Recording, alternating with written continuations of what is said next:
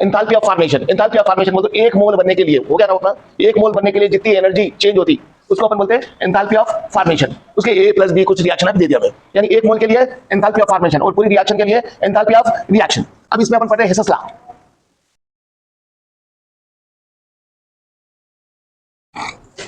Hess's law क्या मालूम है, अगर रिएक्शन एक स्टेप में हो या एक से ज्यादा स्टेप में हो, एनर्जी जो चेंज होती है वो सेम रहती, means the reaction whether takes place in one step और number of step, energy remains, energy change means enthalpy change remains same. So Hess's law का डेफिनेशन,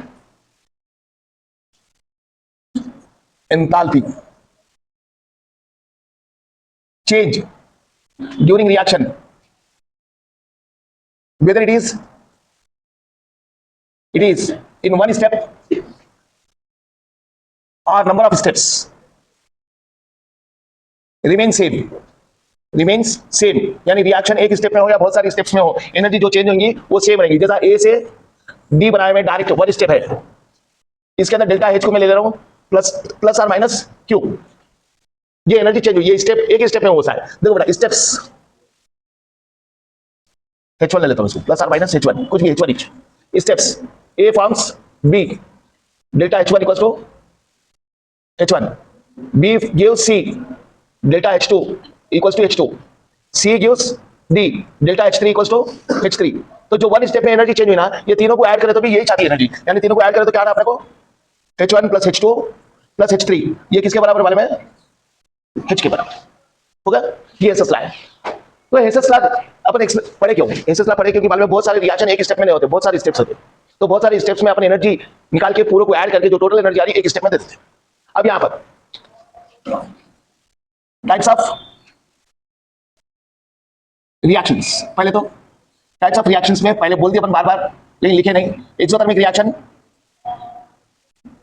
और एंडोथर्मिक रिएक्शन। एंडोथर्मिक रिएक्शन के अंदर exothermic reaction में heat release होती, heat released मतलब क्या हुआ, रिएक्टेंट साइड पे हीट ज्यादा है, इसीलिए उन प्रोडक्ट बनते समय हीट दे रहा है, एक्स्ट्रा हीट है। ये रिएक्टेंट ले रहा हूं मैं, ये प्रोडक्ट बन गया, इसके साथ क्या निकल रही बेटा हीट, यानी इसका मतलब क्या हुआ, रिएक्टेंट की हीट, रिएक्टेंट के अंदर हीट है ना वो ज्यादा है और प्रोडक्ट के अंदर हीट है वो कम है। So heat of reactants is greater than heat of product, यानी इसका मतलब क्या हुआ, जब प्रोडक्ट बनेगा तो प्रोडक्ट हीट छोड़ दिया तो इसकी वैल्यू कम रहेगी, रिएक्टेंट से ज्यादा रहेंगे।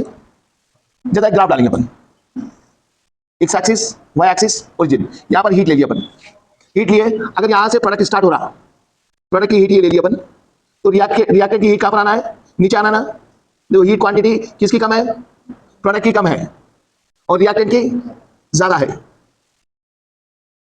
समझे। तो ये इतनी एनर्जी निकल गई, ये इतनी जो एनर्जी थी इसको अपन बोलेंगे डेल्टा एच, हीट रिलीज हो गई। एंडोथर्मिक रिएक्शन बोलता हूं हीट ऑब्जर्व्ड, यानी किनके पास एनर्जी कम है, रिएक्टेंट के पास कम है। प्रोडक्ट यहां पर क्या होगा, हीट यहां पर देना है, ये साइड पे देना है, तो रिएक्शन होने वाली है, तो प्लस एच डाल दो ना, क्या डाल दो, हीट लिख देंगे पूरा डायरेक्ट। प्रोडक्ट तो किसके पास ज्यादा हीट है, heat of reactant less than heat of product. तो इसके अंदर ग्राफ डालेंगे तो क्या होगा, इसका उल्टा आएगा आपको, x axis Y axis origin, यहां पर ये प्रोडक्ट ले रहा हूं मैं, रिएक्टेंट में प्रोडक्ट में कम, यहां पर ले लिया, तो ये क्या होगा बेटा, रिएक्टेंट की हीट कम है, प्रोडक्ट जो बन गया यहां पर इसके अंदर हीट ज्यादा है, तो इतनी हीट तो अपन दिए, इतनी हीट अपन दिए, ये हीट क्या है, हीट गिवन, यहां पर ये जो हीट है चेंज हुई वो क्या थी, हीट ले लिए, हीट गिवन, यहां पर हीट टेकन। अब देखो ये क्या पढ़े अपन, टाइप्स ऑफ रिएक्शंस। अब types of enthalpies, types of enthalpies के अंदर अलग अलग पढ़ लेंगे। अभी पहले एंथैल्पी ऑफ सॉल्यूशन, इसको किससे बताएंगे, सिंबल डेल्टा एस ले लेंगे, H. Enthalpy of solution means जब सॉल्यूट को अपन सॉल्वेंट में मिलाएंगे तो यहां पर दो स्टेप होने वाले हैं, पहले सॉल्यूट ब्रेक होगा, वो सॉल्यूट ब्रेक होने के लिए वो एनर्जी लेता, यानी वो पार्ट क्या हो गया, एक्सोथर्मिक हो गया, नहीं एंडोथर्मिक हो गया, और जब वो ब्रेक होने के बाद में जो पार्टिकल्स बने वो वाटर के साथ रिएक्ट होंगे और क्या बन जाएंगे, लिक्विड बन जाएंगे, तो वो टाइम पे क्या होगा, एनर्जी रिलीज होगी, वो कौन सा एंडोथर्मिक है। हाँ एक्सोथर्मिक है। तो देखो बेटा, या पहले सल्यूट ब्रेक होना है पार्टिकल्स के अंदर, सल्यूट ब्रेक होना है, स्टेप 1 है, स्टेप 1 सल्यूट ब्रेक होना है। यानी एग्जांपल अपन लेंगे NaCl लेंगे, NaCl सॉलिड है, ये Na plus plus Cl minus बना रही है, ये तो अभी भी सॉलिड ही है। ये ब्रेक होने के लिए क्या करना पड़ता है, एनर्जी देना पड़ता, एनर्जी और हीट गिवन, हीट दिए, तो ये कौन सा पार्ट हुआ, endothermic, endothermic step. Step second step क्या रहेगा, स्टेप सेकंड, ये NaCl वाटर के साथ जो Na प्लस और Cl माइनस बन गया, ये वाटर के साथ रिएक्ट करके, रिएक्ट वो तो केमिकल रिएक्शन नहीं होती वो, Cl माइनस ये भी सॉलिड, ये वाटर के साथ एसोसिएट होंगे और Na प्लस लिक्विड फॉर्म में कन्वर्ट हो गए, एक्वस बोलेंगे इसको, क्या बोलेंगे अपन, एक्वस। Cl माइनस ये भी एक्वस। यहां पर क्या होंगी, हीट रिलीज होने वाली है, हीट लिबरेटेड, हीट यानी एनर्जी लिबरेटेड। तो स्टेप 1 और स्टेप 2, पहला पार्ट कौन सा है, एंडोथर्मिक है, सेकंड पार्ट कौन सा है, एक्सोथर्मिक है, एक्सोथर्मिक स्टेप होगा। अब ये एक्सोथर्मिक स्टेप हुआ, अब ये दोनों को ऐड करेंगे अपन, दोनों को ऐड करें तो अपने को रिजल्ट क्या आने वाला है, एक्सोथर्मिक आने वाला है या एंडोथर्मिक आने वाला है। तो जब कभी भी अपन सॉल्यूशन बनाए तो हीट देते ना अपनी तरफ से, चम्मच से घुमाना करना, तो रिजल्ट इसका दोनों को ऐड करें तो रिजल्ट क्या आना अपने को, ये एंडोथर्मिक आना, क्या आना, एंडोथर्मिक। सो रिजल्ट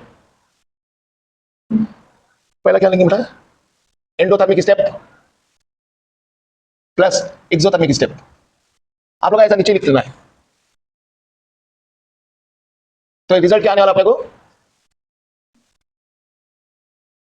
एंडोथर्मिक आने वाला है, एंडोथर्मिक यानी फाइनल एनर्जी लिबरेट होने वाली है। इसका एग्जांपल है NaCl का एनर्जी का, एक मिनट दिया ना बेटा एग्जांपल है, इसका एग्जांपल अपन सेपरेट लिखेंगे। एग्जांपल देखो बेटा, Ki ले लेंगे, Ki फॉर्म्स, ये सॉलिड है, K प्लस ये सॉलिड प्लस I माइनस ये भी सॉलिड, इसके अंदर क्या होने वाला है आपको, डेल्टा H का वैल्यू 632 किलो जाउल पर मोल। देखो बेटा, ये K प्लस सॉलिड है, I माइनस सॉलिड है, ये क्या बनाने वाला अपना, K plus aqueous, I minus aqueous, तो ये डेल्टा H इसका वैल्यू आने वाला है आपको -619 किलो जाउल पर मोल। रिजल्ट बोलो प्लीज, रिजल्ट क्या आने वाला है, डेल्टा H इक्वल्स टू, इसको H1 बोल दो, इसको H2 बोल दो, ये आने वाला है 632 माइनस 619, तो प्लस 12 आने वाला है, 13 आने वाला है, प्लस 13 किलो जाउल पर मोल। यानी फाइनल क्या आ रहा है अपने को, प्लस आ रहा, प्लस आ रहा, तो एक्सोथर्मिक है एंडोथर्मिक है, एंडोथर्मिक। या रिजल्ट क्या डाले अपन, एंडोथर्मिक। यानी जब है ना ये सॉलिड से सॉलिड आयन में कन्वर्ट हो रहे हैं, तो जो एनर्जी अपन दे रहे हैं वो कम है, और जब ये वाटर के साथ एसोसिएट हो रहे हैं और एनर्जी निकल रही है वो ज्यादा है। हम हर सॉल्यूशन ऐसे, enthalpy of combustion,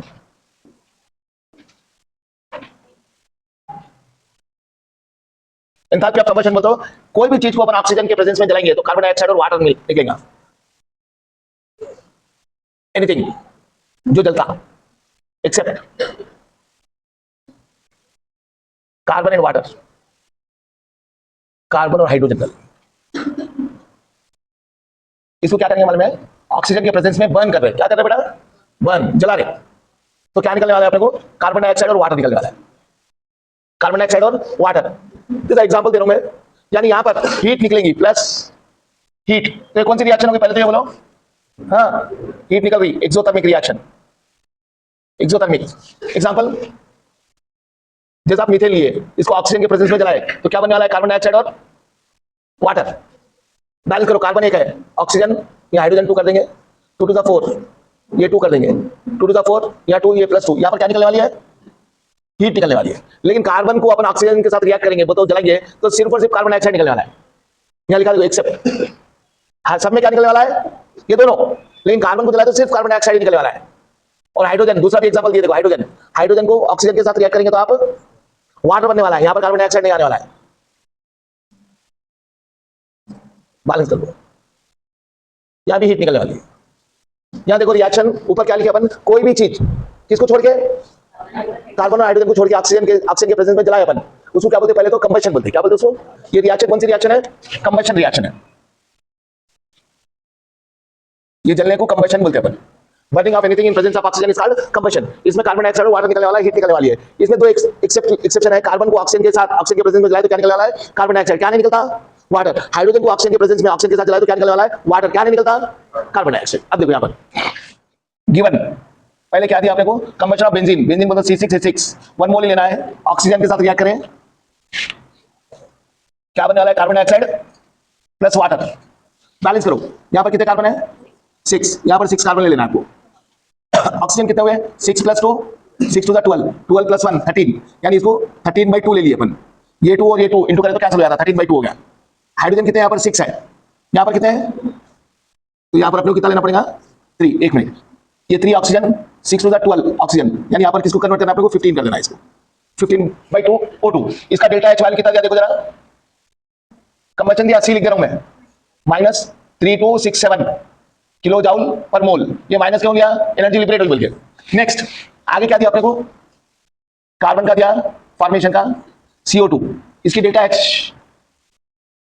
formation standard value, ये भी स्टैंडर्ड दिया ना, the combustion of 1 mole of place after combustion are produced heat liberated. चलो नो प्रॉब्लम। ये कितना है बेटा, -393.5 किलो जाउल पर मोल। Next H2 + O2 gives H2O, 1 मोल बनना है, हीट ऑफ फॉर्मेशन दिया, 1 मोल बनना है तो ये इतना ही रहना है, तो इसको क्या करना है अपने को, हाफ O2 हाफ O2 से मल्टीप्लाई करो, 1 हो गया। ये भी स्टैंडर्ड वैल्यूज दिया, कितना है, -285.83 किलो जाउल पर मोल। अपने को निकालना क्या है, देखो, calculate the standard enthalpy of C6H6, standard enthalpy of formation होगा, स्टैंडर्ड एंथैल्पी ऑफ फॉर्मेशन। अगर ये फॉर्मेशन है तो अपने को होना क्या है, रिक्वायर्ड है, अपने को रिक्वायर्ड होना है, या C6H6 डाल देना है। कितने कार्बन है, 6 कार्बन प्लस हाइड्रोजन कितने, 6, यानी 3H2। ये रिएक्शन आना अपने को, ये रिएक्शन का delta H F standard value आना है अपने को। अब हम सॉल्यूशन कर, ये रिक्वायर्ड है, सॉल्यूशन यहां से स्टार्ट कर देंगे, यहां लिख दिया ना अपन गिवन, तो सॉल्यूशन स्टार्ट हो गया। तो इसके अंदर कितने कार्बन है, तो इसको किससे मल्टीप्लाई करना, इसमें कितने हाइड्रोजन है, तो इसको किससे मल्टीप्लाई करना, तो रिएक्शन का नाम देंगे इसको 1 2 3। सो सेकंड रिएक्शन को अपन किससे मल्टीप्लाई करेंगे, 6 से मल्टीप्लाई करेंगे, और थर्ड रिएक्शन को किससे मल्टीप्लाई करेंगे, third reaction is multiplied by 3, multiply करो बेटा, 6C + 6O2 gives 6CO2। Please इसे 6 से मल्टीप्लाई करके वैल्यू बोलो फास्ट। अब ये फॉर्मेशन नहीं रहा, सिर्फ डेल्टा H रहा। हम बोलो 6 से मल्टीप्लाई करो डायरेक्ट,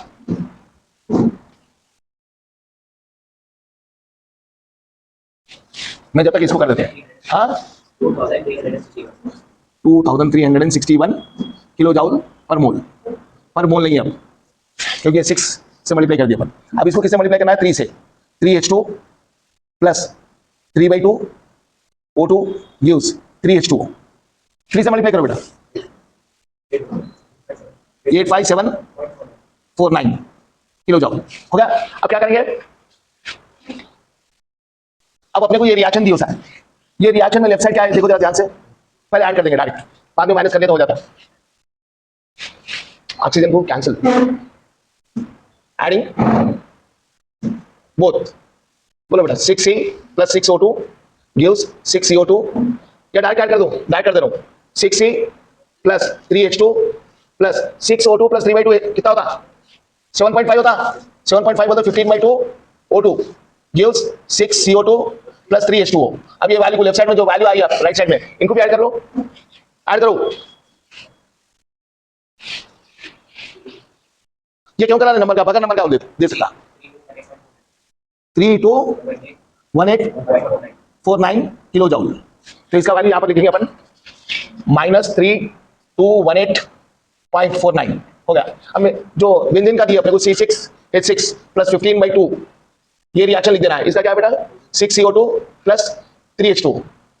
इसका डेल्टा H कितना है, -3267 किलो जाउल पर मोल। अब मैं क्या करने वाला हूं इसको, ये पूरा, ये जो जरूरत की रिएक्शन है उसमें कौन नहीं है, देखो लेफ्ट साइड में ऑक्सीजन नहीं है, यानी ये ऑक्सीजन कर जाना है। राइट साइड में कार्बन डाइऑक्साइड नहीं है और वाटर नहीं है, यानी ये पूरे कट जाना है, माइनस माइनस माइनस माइनस, ये क्या बनेगा, प्लस। अब कौन कटने वाला है, ये कट जाने वाला है, ये कट जाने वाला है, ये कट जाने वाला है। ध्यान से देखो, ये 6C + 3H2, ये माइनस है या प्लस है, राइट साइड भेज दिए तो प्लस हो जाता है, C6H6। अपनी जो जरूरत की रिएक्शन थी वो आगे क्या देखो, आ गई। अब इसमें क्या होगा, ये जो फाइनल आंसर आने वाला है स्टैंडर्ड वैल्यू, 1 मोल ही बनाना, तो स्टैंडर्ड वैल्यू है किसकी है, बेंजीन के फॉर्मेशन की। हाँ करो बेटा, इसमें से माइनस, ये प्लस है या माइनस है, जल्दी करो। प्लस आता, वो 3218 है, ये 3267 है, 48.6 किलो जाउल पर मोल, 1 मोल के लिए ना है हीट ऑफ फॉर्मेशन, ये आया।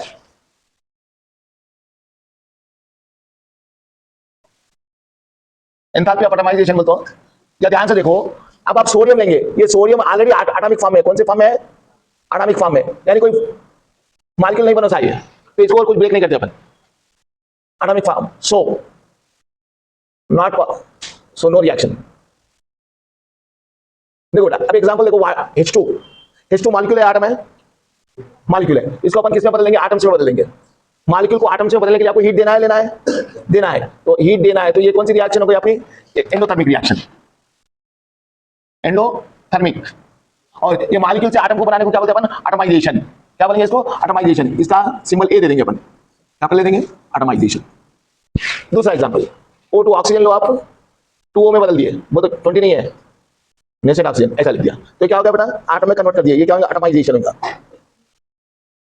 ये भी कहेंगे एंडोथर्मिक रिएक्शन हो गया। नेक्स्ट कौन सा है बेटा, बॉन्ड एंथैल्पी, बॉन्ड एंथैल्पी। अब आपको यहां पर कंफ्यूजन होने वाला है, वो अगर स्टैंडर्ड वाली हो तो मैं ये डाल दूं, ये देखो बेटा, H2 लिया, H2 पर तो हाइड्रोजन और हाइड्रोजन के बीच में कितने बॉन्ड है, सिंगल बॉन्ड है। इसको ब्रेक करने के लिए आपको हीट देना पड़ता, लेना पड़ता, देना पड़ता, तो ये ब्रेक हो गया, 2 हाइड्रोजन बना दिया। अब मुझे बताओ इसमें और इसमें फर्क क्या है,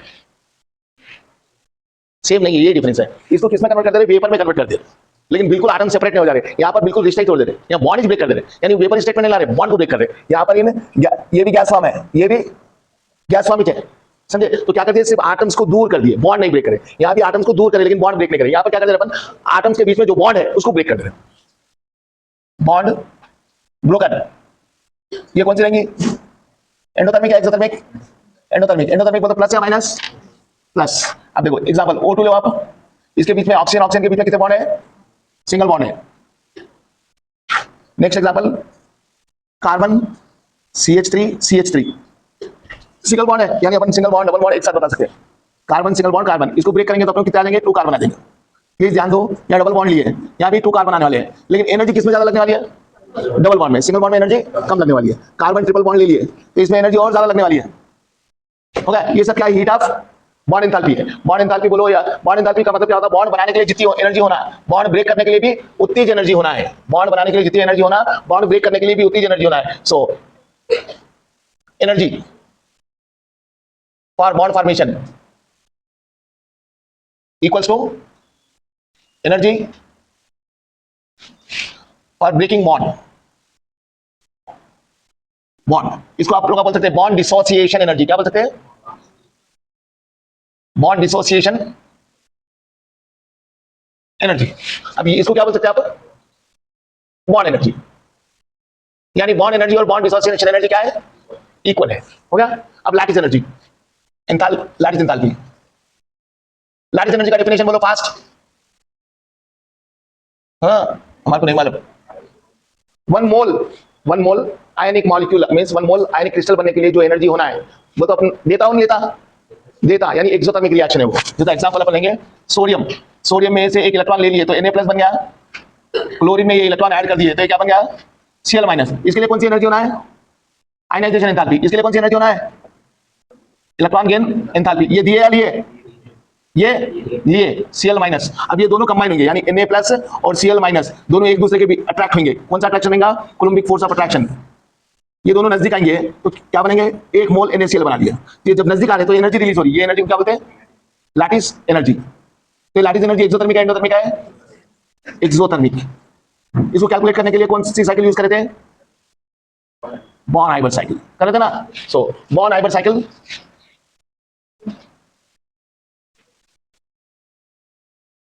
बॉर्न-हाइबर साइकिल क्या है, हेसस-लाइट है।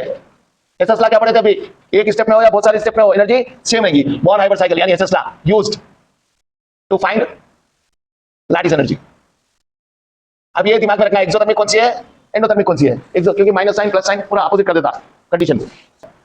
शक्कर ज्यादा हो गई चाय में तो वापस दूध ज्यादा डाल के पानी ज्यादा डाल के उसको कम कर देते, कम नहीं होती, क्वांटिटी बढ़ गई तो उसका सल्यूट की क्वांटिटी कम हो जाती है। So addition of water is known as dilution. जब आप डाइल्यूट करेंगे, जब पानी ऐड करेंगे, वाटर ऐड करेंगे, तो जो चीज रहेंगी वो ठंडी होगी या गर्म होगी? ठंडी होती ना। जैसे चाय में शक्कर ज्यादा हो गई, आप पानी मिला के बराबर कर दिए तो पानी मिला के दे देते सामने तो वापस उबाल के देते, क्योंकि पानी मिलाने से ठंडी हो गई, यानी हीट रिलीज हो गई। सो देखो बेटा, सब्सटेंस, कोई भी सब्सटेंस लिए वाटर ऐड करें, इसको अपन डाइल्यूशन बोल देंगे। ये डाइल्यूशन में क्या होगा? हीट लिबरेट होगी, हीट निकलेंगी, बोलते हैं exothermic reaction. Exothermic reaction, exothermic reaction, reaction, इसका सिंबल दे देंगे अपन डेल्टा डाइल्यूशन। चलो, standard value. Next, enthalpy of hydration. अपने आप को हाइड्रेटेड रखो बोलते हैं गर्मी के दिनों में, मालूम है आप लोग को? हाइड्रेट मतलब स्विमिंग पूल में बैठना है, हाँ क्या? पानी पीते रहो, यानी स्विमिंग पूल में बैठाना नहीं अपने को, पानी पीते रहना है, समझे? तो हाइड्रेशन बोलते हो, और डाइल्यूशन, डाइल्यूशन बोलते बहुत ज्यादा पानी मिला रहे हैं, और डाइल्यूशन, हाइड्रेशन का मतलब सिर्फ भिगा रहे अपन, क्या कहते हैं? भिगा रहे, भिगाने का मतलब अलग होता है और डाल देने का मतलब अलग होता है। तो इसमें हाइड्रेशन किसका करते हैं? सॉलिड का करते हैं। चाय में पानी मिलाया तो वो हाइड्रेशन नहीं हुआ, वो डाइल्यूशन हुआ। वो क्या हुआ? डाइल्यूशन। नमक के अंदर थोड़ा पानी मिला दिए तो डाइल्यूशन नहीं हुआ, वो क्या हुआ? हाइड्रेशन हुआ। तो देखो बेटा, यहाँ पर जनरली सब्सटेंस क्या रहेगा? लिक्विड रहेगा। नाउ सब्सटेंस प्लस वाटर, यहाँ भी वही है, लेकिन फर्क क्या है? सॉलिड है, तो इसको बोलेंगे अपन हाइड्रेशन। हाइड्रेशन करें तो भी आपको क्या होने वाला है? यहाँ पर एनर्जी लिबरेट होने वाली है। एनर्जी लिबरेट होने वाली बोलते हैं कौन सी रिएक्शन होने वाली है? Exothermic reaction. देखो, enthalpy of neutralisation. Enthalpy of neutralisation, neutralisation का मतलब क्या होता है? एसिड और बेस रिएक्ट हुए, एसिड प्लस बेस रिएक्ट हुए तो क्या बनाने वाले हैं? साल्ट और वाटर बनाने वाले हैं, हो गया? इसमें भी एनर्जी निकलती, तो ये रिएक्शन कौन सी हो गई? एक्सोथर्मिक रिएक्शन, हीट निकल गई, तो इसको अपन बोलेंगे एक्सोथर्मिक रिएक्शन। याद रखो बेटा, स्ट्रॉन्ग एसिड ले लिया आप, strong acid plus strong base, ये क्या देने वाला है? अगेन साल्ट और वाटर देने वाला है, लेकिन इसके लिए जो हीट ऑफ न्यूट्रलाइजेशन है वो कांस्टेंट एक कैलकुलेट कर लिया अपन, डेल्टा एच ऑफ न्यूट्रलाइजेशन, ये -13.6 किलो कैलोरी रहेंगी। समझ में आया? स्ट्रॉन्ग एसिड और स्ट्रॉन्ग बेस लिए तो, स्ट्रॉन्ग एसिड वीक बेस लिए तो कम रहेंगी, वीक एसिड और स्ट्रॉन्ग बेस लिए तो कम रहेंगी, वीक एसिड और वीक बेस लिए तो कम रहेंगी। यानी देखो बेटा, strong acid plus weak base, weak का डब्ल्यू का मतलब वीक, ये भी क्या बनाने वाला आपको? साल्ट और वाटर, लेकिन इसका डेल्टा एन एच वैल्यू क्या रहेगा? Less than 13.6 kilo calorie, minus में रहेंगी वैल्यू। अब आप week acid plus strong base ले लो, यही बनने वाला है साल्ट प्लस वाटर, इसके अंदर भी क्या होने वाला है? Delta N standard value neutralization का, ये भी less than -13.6 kilo calorie, minus के अंदर ही कम है, प्लस नहीं आता। अब weak acid plus weak base ले लिए तो ये भी क्या बनाने वाला है? साल्ट प्लस वाटर, इसका भी डेल्टा एन न्यूट्रलाइजेशन क्या लेंगे अपन? लेस देन, बहुत ज्यादा लेस देन लेंगे, -13.6 किलो कैलोरी, होगा? जैसे एग्जांपल, ऐसा क्वेश्चन पूछा, मान लो 1 mole of HCl reacts with 2 moles of NaOH at 27 degrees centigrade and 2 atmosphere pressure. Then heat of neutralization is enthalpy of neutralization is enthalpy of neutralization, heat बोलो या enthalpy बोलो, एक ही है। इज क्या रहेगा बोलो? अब इतने नंबर दे दिए, सब बेकार के हैं। स्ट्रॉन्ग एसिड HCl और NaOH स्ट्रॉन्ग है, आंसर क्या है? वो नंबर लगा के दिया दीवाना बनाने को, और कुछ भी नहीं है। तो आंसर क्या होने वाला है आपका? -13.6 किलो कैलोरी, हो गया? कोई डाउट इसमें? तो 6-7 रिएक्शनों की हेडिंग याद रखना है। अब अपन कर रहे हैं स्पॉन्टेनिटी। स्पॉन्टेनिटी बोलते हो तो जो काम अपने आप हो जाता बगैर एफर्ट के, बगैर कोई चीज के, उसको स्पॉन्टेनिटी बोलते हैं।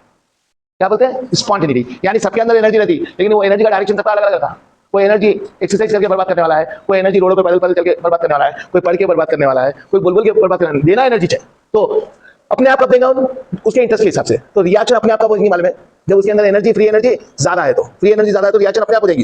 जैसे आपका लोहे आयरन का रहता, उसको अपन बोलते हैं 8-10 दिन के अंदर जब तेरे ऊपर पानी गिरे तो तू जंग खा ले बोलते, ये अपने आप खा लेता। हाँ, वो स्पॉन्टेनिटी है। स्पॉन्टेनिटी का मतलब रिएक्शन अपने आप होना, कोई भी प्रोसेस अपने आप होना, बगैर बोले, happening automatically.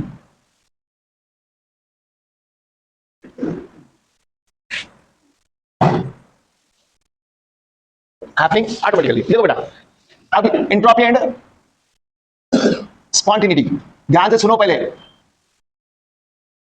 Entropy and spontaneity, जोड़ते फोड़ते इधर उधर करते रहते हैं। अब उनको मालूम रहता है ये चीज नहीं तोड़ना है, बोल के नहीं मालूम रहता, उनको तोड़ डालते हैं। उनमें एनर्जी ज्यादा है, वो बीमार पड़ोस रहना बुखार में, तो एक जगह पड़ोस रहता है ना, एनर्जी कम रहती है, क्योंकि उनकी एनर्जी कौन खाता रहा, अंदर का बैक्टीरिया वायरस। तो उनमें जो एक्स्ट्रा एनर्जी रहती है उसकी वजह से उन इधर उधर भागते रहते हैं। किधर भागते रहते हैं आप लोग, किधर भागते हैं?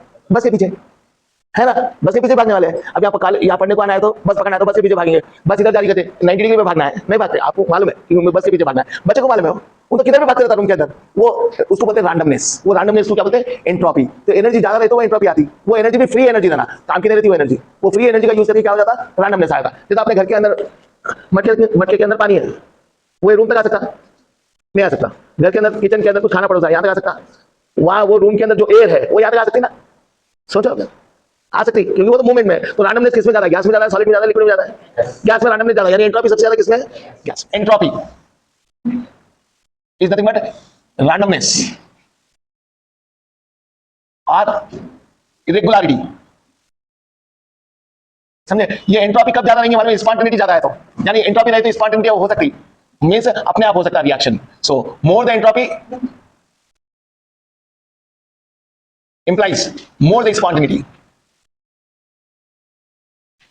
स्पॉन्टेनिटी बहुत ज्यादा रहेंगी। देखो बेटा, अब एंट्रोपी ले रहा हूं सॉलिड की, एंट्रोपी ले लिक्विड की, एंट्रोपी ले गैस की, सबसे ज्यादा किसकी है? गैस की, हो गया। अब वो एंट्रोपी को कम करना है, रैंडमनेस कम करना है, तो क्या करना? उसकी एनर्जी ले लेना ना। उसकी एनर्जी कौन से फॉर्म में लेंगे आप? हीट फॉर्म के अंदर, हीट फॉर्म में एनर्जी ले लेंगे अपन। जब हीट फॉर्म में एनर्जी, जैसा बच्चा बहुत कूद रहा, इधर उधर जा रहा, पलक में बिठा के एसी चालू कर दो, थोड़ी देर में नींद आ जाती है, बहुत जल्दी नींद आती है, आपको भी आ जाती है, समझे? तो एनर्जी ले ले तो हीट ले ले तो उसकी एंट्रोपी कम हो गई, एंट्रोपी कम हो गई तो क्या कम हो जाता? स्पॉन्टेनिटी कम हो जाती, स्पॉन्टेनिटी कम हो गई तो रिएक्शन स्लो हो जाती। यानी एंट्रोपी को कम करना स्पॉन्टेनिटी का क्राइटेरिया है। स्पॉन्टेनिटी कम करना चाह रहे हैं आप तो उसकी एंट्रोपी कम करना, एंट्रोपी कम करना तो उससे क्या कम करना है? हीट कम करना।